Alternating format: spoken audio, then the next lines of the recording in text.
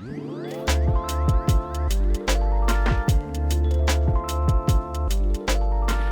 right, everybody. Welcome back to the Most Valuable Podcast. I am Mark Williams with my colleague, Victor Castro. and we are just two dudes who talk about real estate for a living.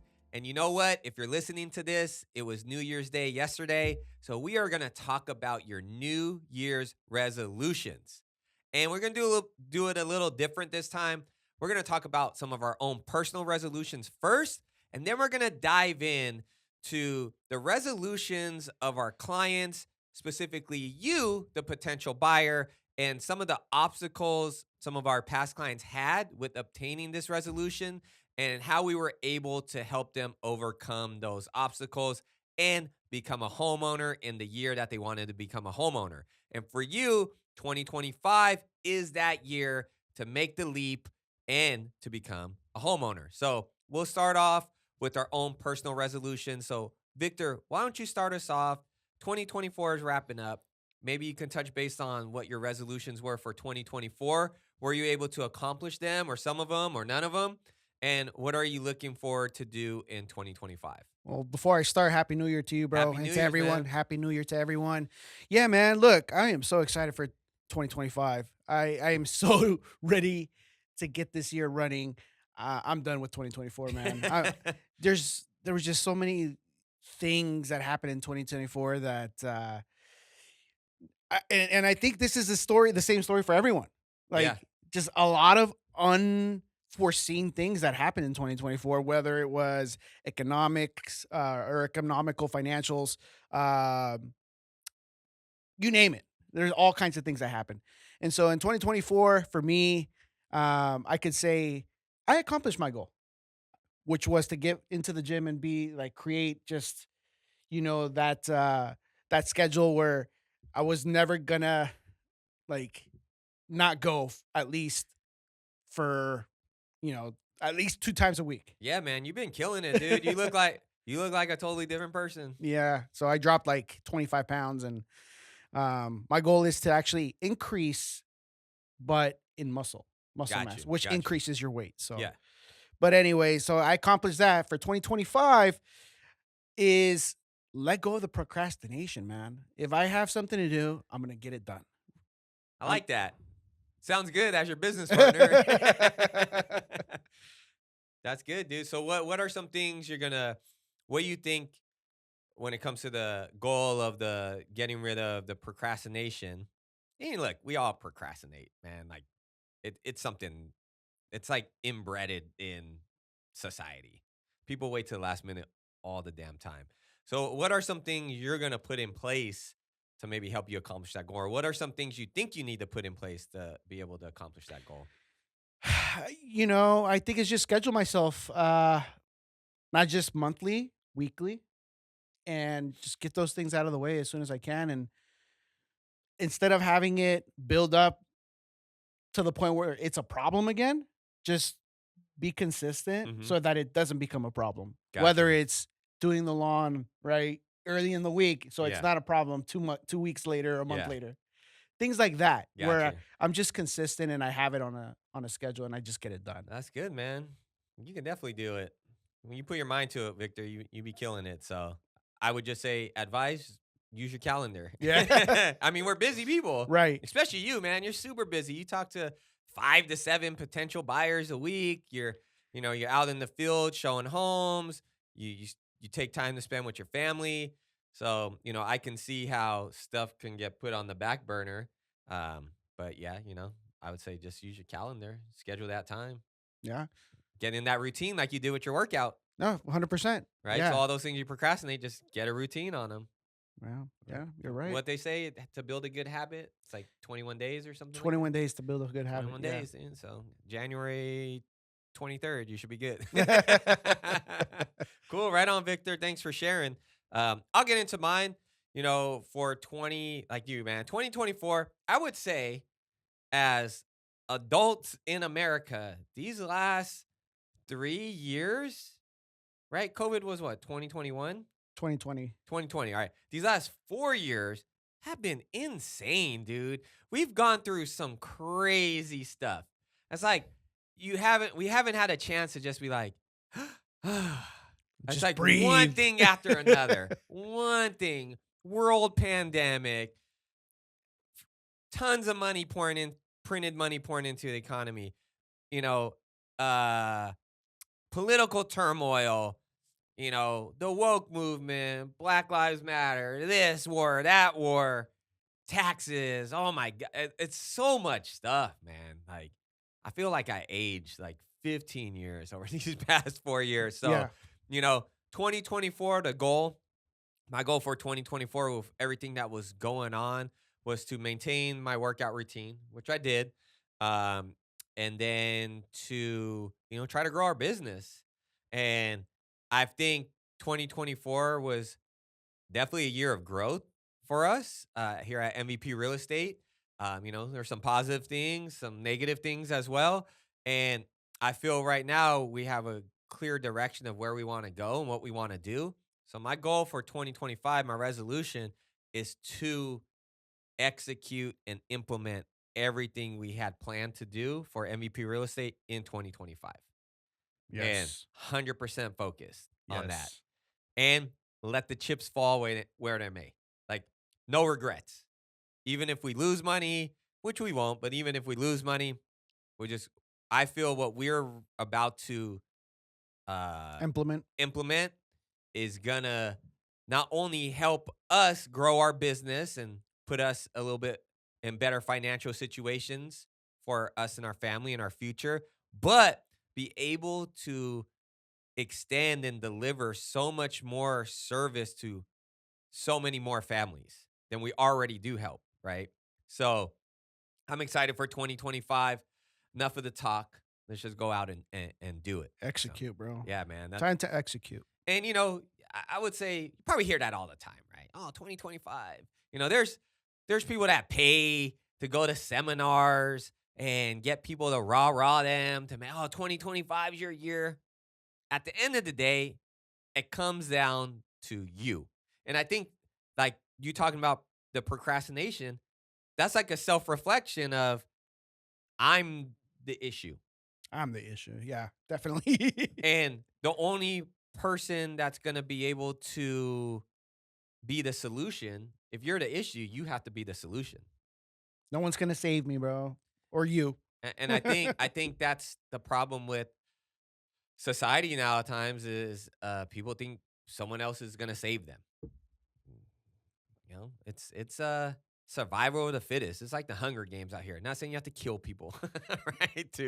Or in not literal sense, but you have to step over somebody to accomplish your goal or something like that.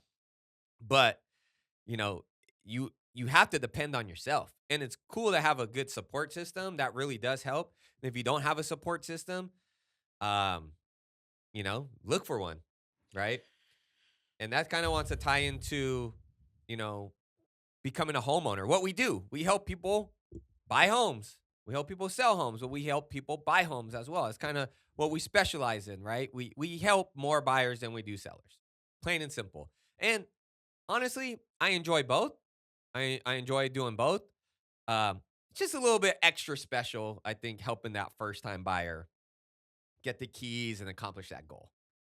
Because the seller, it's special in its own way because they accomplished that goal, whether it was us that helped them buy that home or not.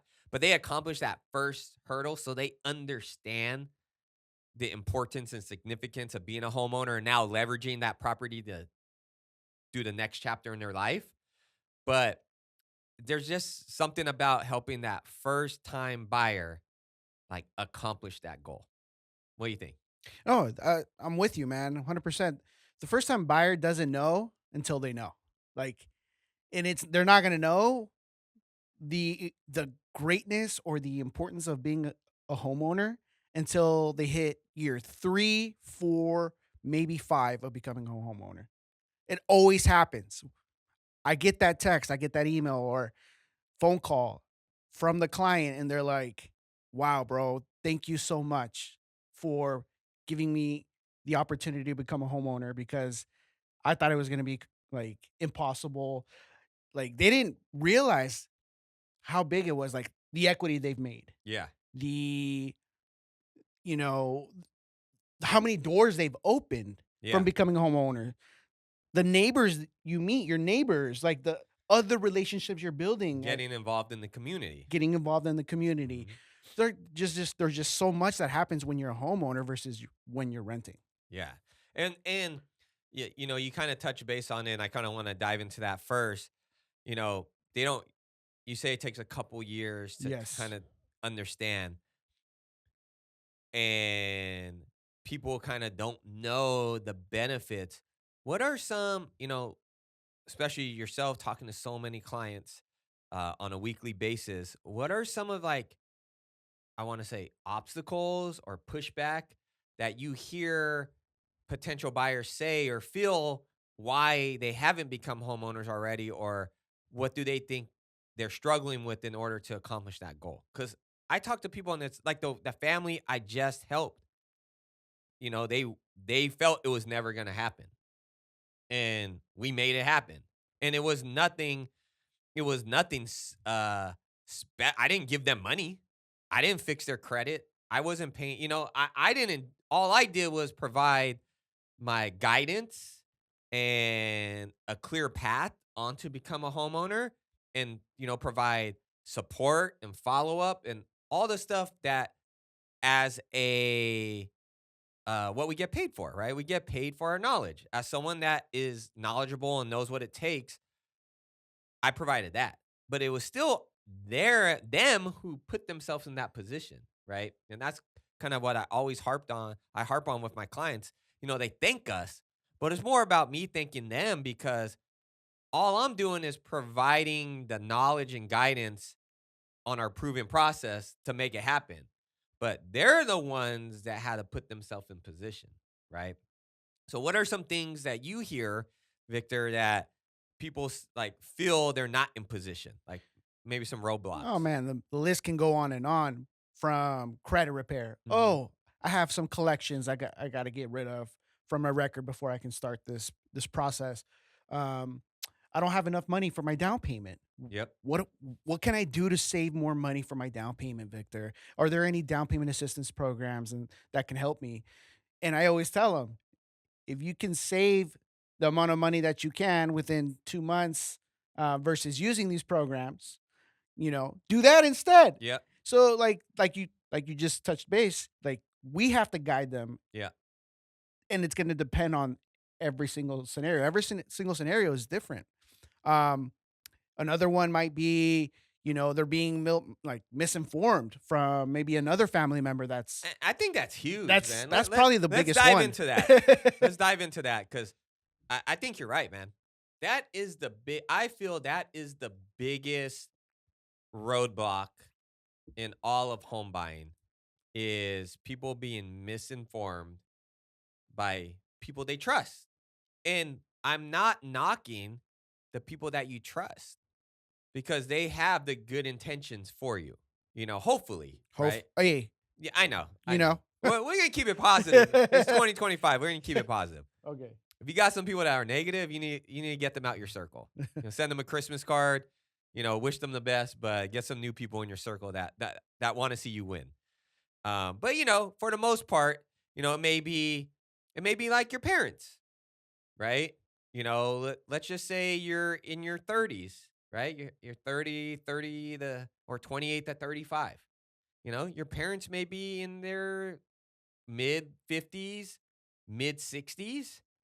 Maybe they bought a home 30 years ago, and it's the home you grew up in. Guess what? Their experience is going to be completely different than yours. McDonald's cheeseburgers were 39 cents 30 years ago. You know what I'm saying? Like, things are different, Yes. right? Fast food costs like 15 bucks. I mean, In-N-Out, I went to In-N-Out the other day for two of us. It was like 20 bucks. I don't want to sound like, oh, back in my day, but it used to be like 9 bucks for two people. Yeah. So, what do you think housing prices look like for the same neighborhood? Right.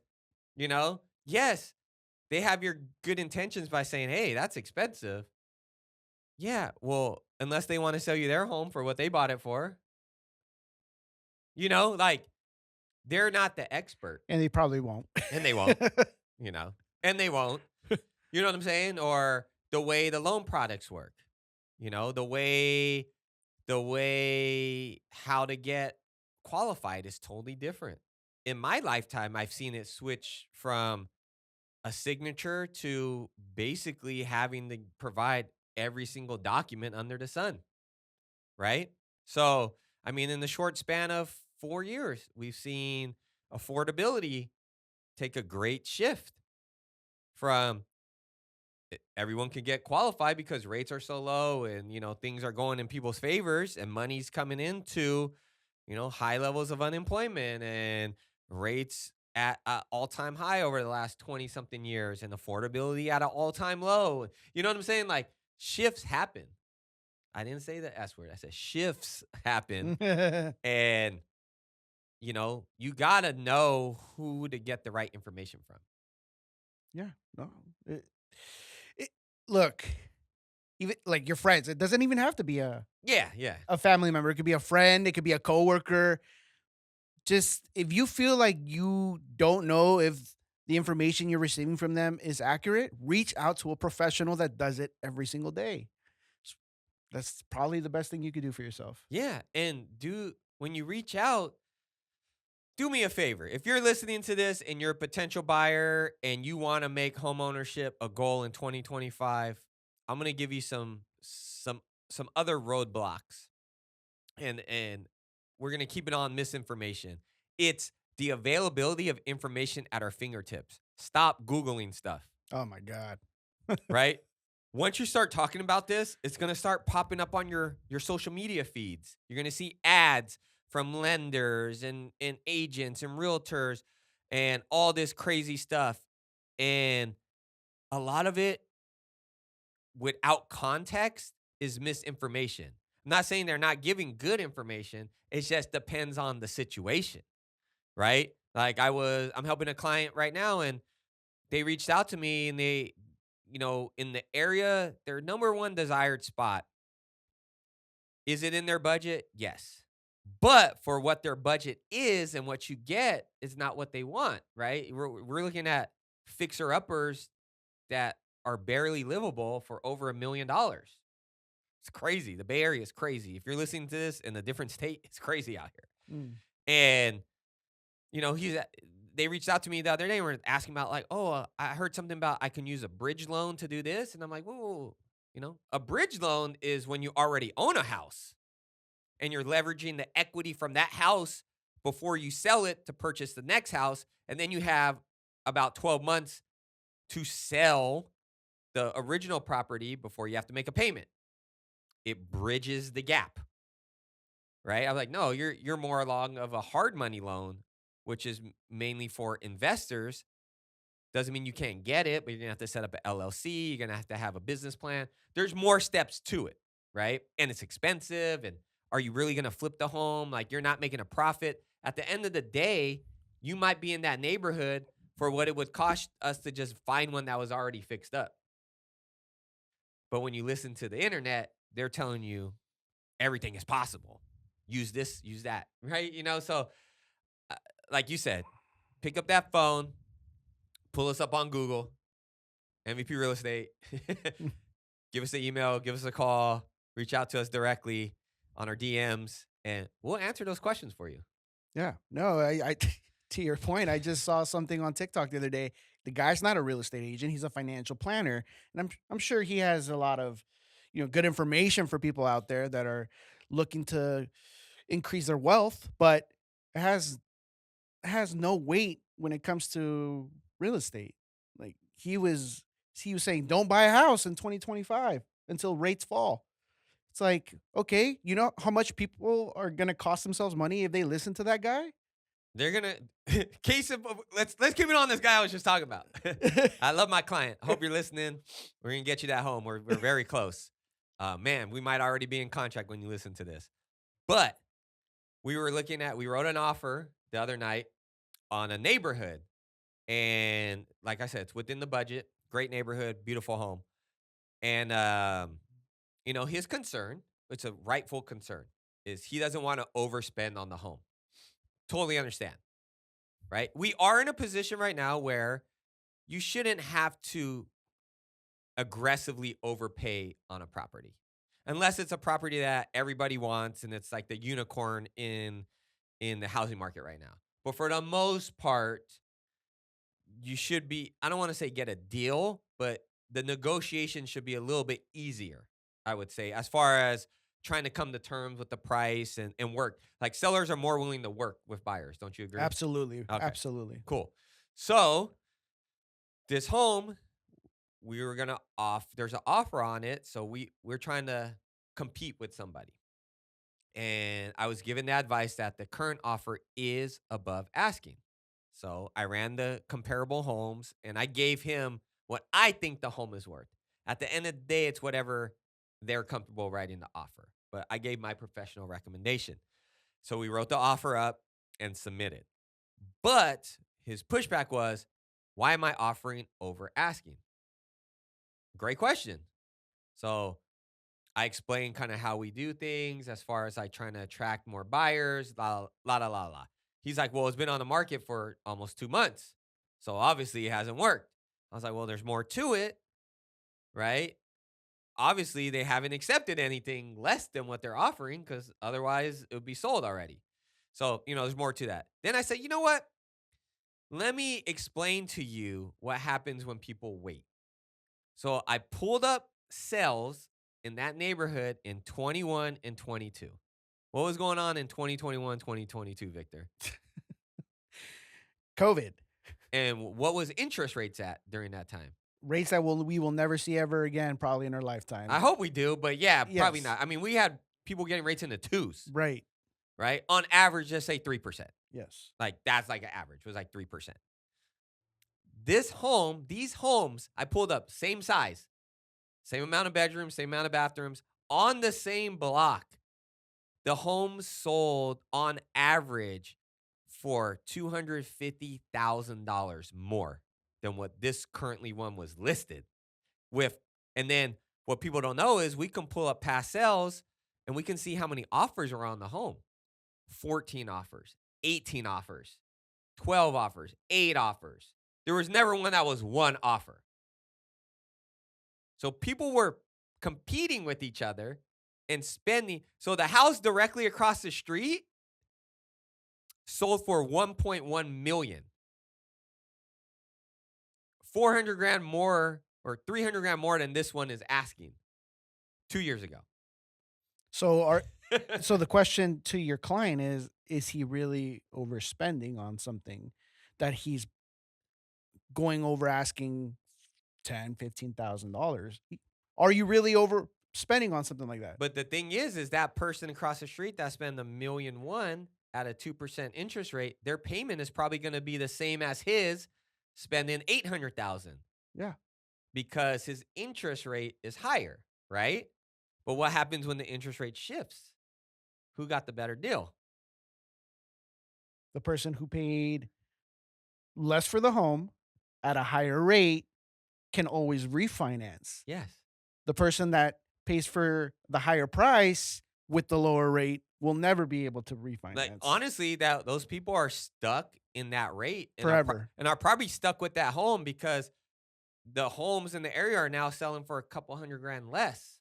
And it's not a bad thing. That could be, at the end of the day, if those people wait out, if they wait and if they stay in that home on average of 9 to 10 years, they're gonna be cool. Like the value's gonna catch up to what they paid for it. They'll probably still make a little bit of money, but they're not gonna, it's not one of those things where they're like, oh, I'm gonna buy this now and in 2 years I'm gonna sell. No, you're gonna be a little bit underwater.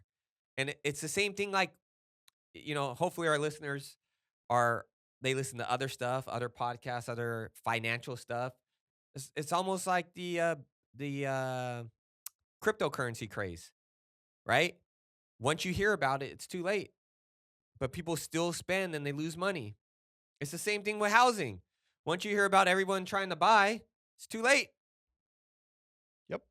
Yeah, and we talk to people that, well, at least me, I'm sure you do too, that say that all the time. I think the train already left. It's too late for me. I should have bought back in 2020 or whatever it is. And it's like, why not? Why not buy? What's keeping you from buying? It's too expensive now. The rate is too high. My payment's going to be too high. It's like But your payment is going to be whatever you're approved for. my counter to that is like, so you're okay with your rent increasing every year? That's just, Living is an expense. yeah. So you have two options. You can control the expense or you can keep the expense a variable. And what we mean by that is rent is a variable. Your landlord can wake up tomorrow and say, your lease is up. I'm not renewing it. You can stay there month to month, but I'm going to increase your rent to this. And in some cities, they try to do rent control and stuff like that, but they still can increase it. It's not a guarantee they're going to keep you in there, right? Um, you know, it's just one of those things. It's like, it's too expensive, but you're throwing money away too. Yeah, you're never going to see that money ever again. And I just had a conversation with a client. I just gave gifts to my clients during Christmas, and I was having a conversation, getting an update how home ownership's going, and they're like, "It's amazing. My payment's the same. It hasn't gone up at all in the past 3 years. Yep. If I would have continued renting, I probably would be paying what I'm paying right now for, what my mortgage is right now. Yep. And eventually, that rent is gonna like surpass what their mortgage is. And that's another thing, like controlling it. So think about how easier it is to budget your life knowing exactly what your monthly expenses are and not fearing that they're going to change. Right. Not fearing that, oh, our lease is coming due. I hope we don't get kicked out and then have to start all over from square one. And for most rentals, you need to pay like first, last, and a deposit. That amount to get in the rentals, especially out here in the Bay Area, you're damn near close to almost having enough for a down payment. Yeah. Yeah, you're right. Look, to each their own. Yeah. But homeownership is very, very possible. You just gotta inform yourself and get yourself situated correctly financially. And whether it's a year later, 2 years later, at least you're working towards it, and we can make it happen for you. And I think that's key, Victor, is when people make New Year's resolutions, the odds are people give up in like 2 weeks. And I think it's the second Friday from New Year's. They named it like National Quitting Day. That's when everyone quits. That's when you start going to the gym. If you want to go to the gym, go around January 12th. January 10th to January 12th. And it was the same thing, dude. When I went to college, like whenever a semester would start, it would be crazy the first 2 weeks. And then week 3, super easy to park. The class is like half empty. It just is what it is, right? But one thing you just said is it's never too early to start.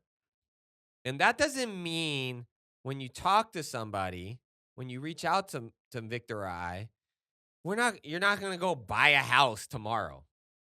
I think that's a big fear we get people too is they never reached out. And one thing I like is when I talk to clients and they go, that's it? That's all I needed to do? That's all the credit score I needed? I only needed 30 grand in the bank? I just maybe had to sacrifice driving an extra 30 minutes on my I love commute? those calls.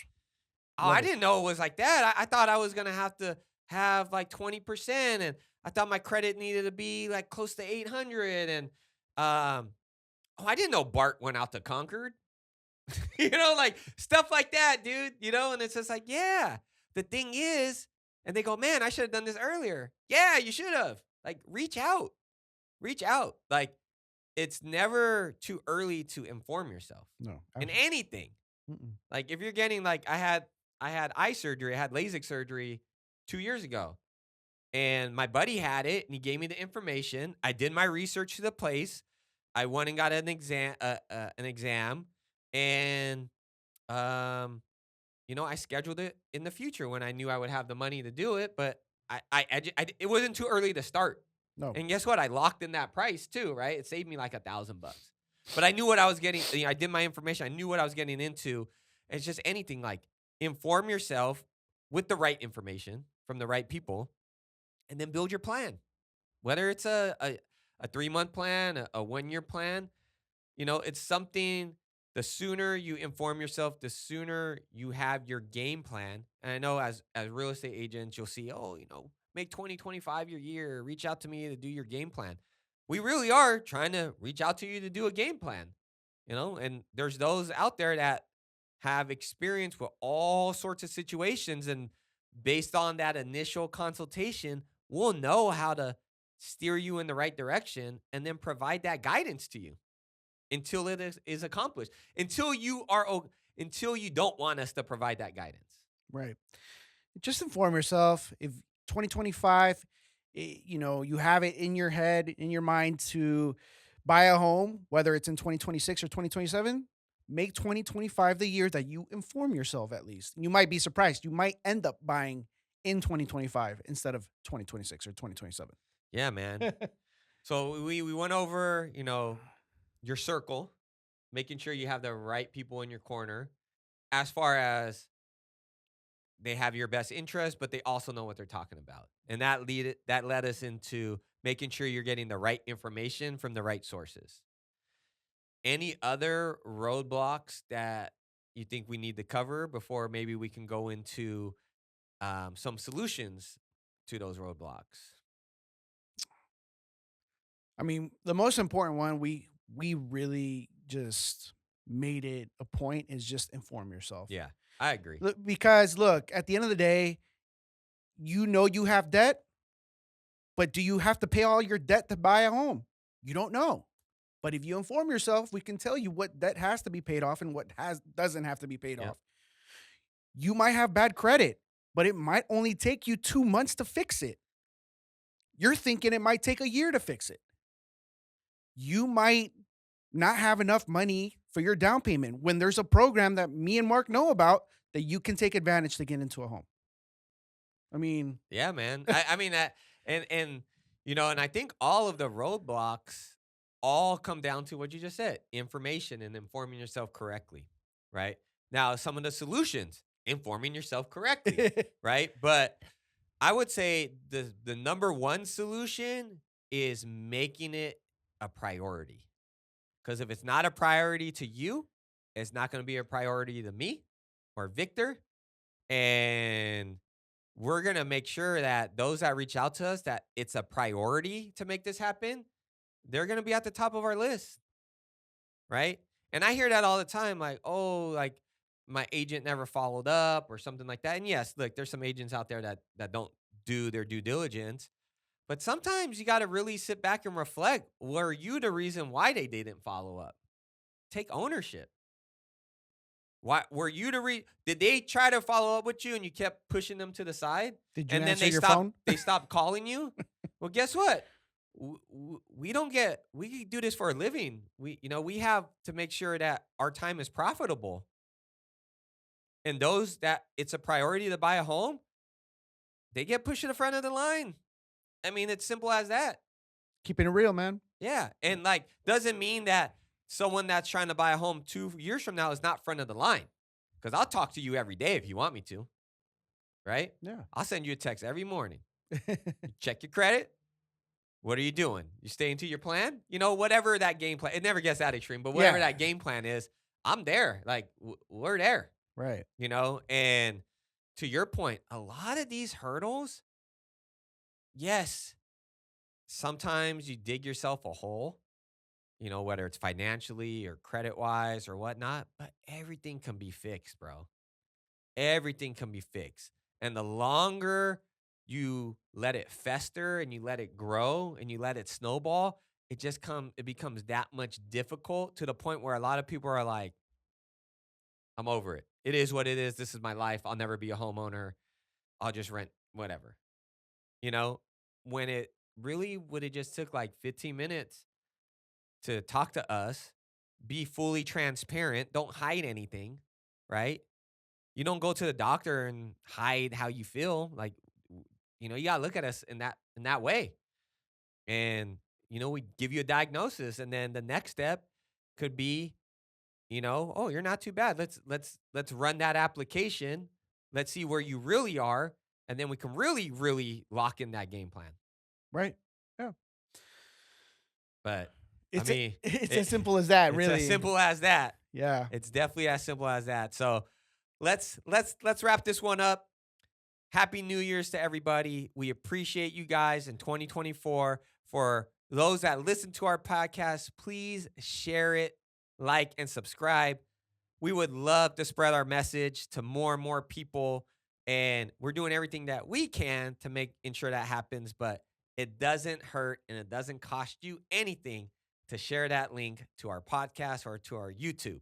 Once again, every Thursday, 9 a.m. on all streaming platforms. And if you want to see our pretty faces, on YouTube.